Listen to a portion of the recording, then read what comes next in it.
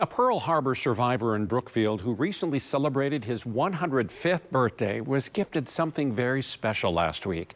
And just think, the journey to what Ed Miklavcic called a once-in-a-lifetime experience began with one simple question for him from our Pavlina Asta, who then followed through to help make that wish come true. It was a remarkable moment, 105 years in the making.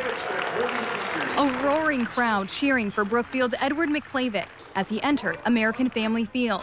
But this is a story that began a few weeks earlier. 105th birthday. At a birthday bash. To our own Ed Miklavcic.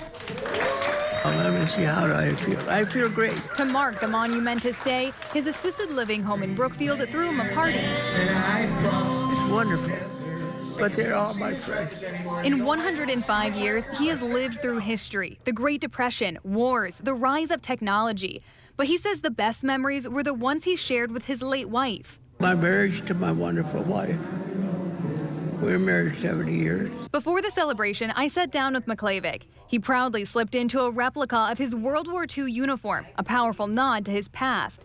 He was just 20 years old when he joined the Army Air Force. We were prepared the week before, the day before the attack. 84 years later, he has never forgotten that day on December 7th, 1941. All the time. Never forget. What the eye see, the brain keeps up. When the Japanese attacked Pearl Harbor. I was going down the staircase to breakfast. It was very stressful during the attack. It was like we were in shock.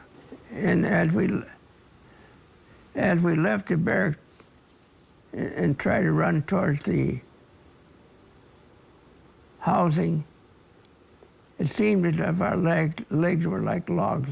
On Wheeler Air Force Base, Miklavcic's job was to arm planes with ammunition. We went back to the field to try to recover whatever we could from the planes that were destroyed. We lost 150 airplanes.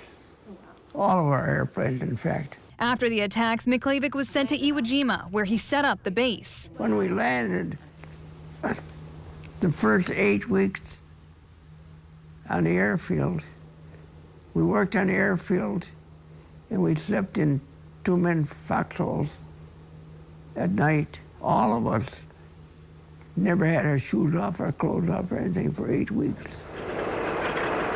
And stayed until the atomic bombs were dropped, ending the war. I left Iwo Jima the day the first atomic bomb was dropped. Miklavcic served his country from the beginning to the end of World War II. And we were the first ship to land in the United States after the war was over. We landed in Seattle. He's one of 16 remaining survivors of Pearl Harbor. Throughout his life, he has never forgotten the ones who didn't come home. I've been laying that reach for a number of years. I laid a reach for the sailors on.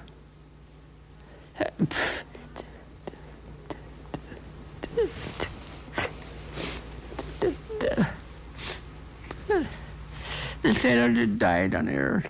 After the war, he hitchhiked back to the Midwest, raised a family, and spent lots of time in his garden. I planted big gardens, and my neighbors say, you plant a big garden, and your neighbors all reap the harvest. Miklavcic credits his longevity to self-care. Always careful what I ate, and I always did a lot of exercise.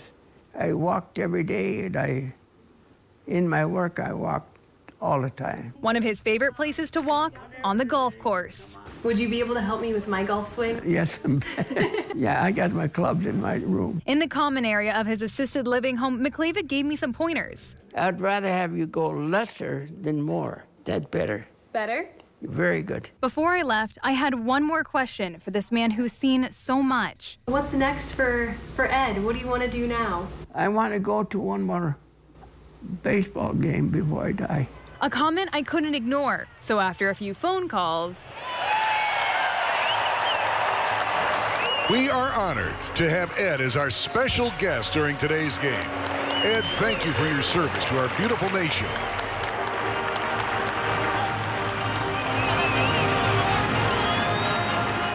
Thanks for watching this CBS 58 Sunday Morning Story. Subscribe here and make sure to tune in to CBS 58 every Sunday morning to see more uplifting stories like this. And check out our other playlists on YouTube. You'll find everything from Everyday Heroes to our CBS 58 Hometown series on CBS 58.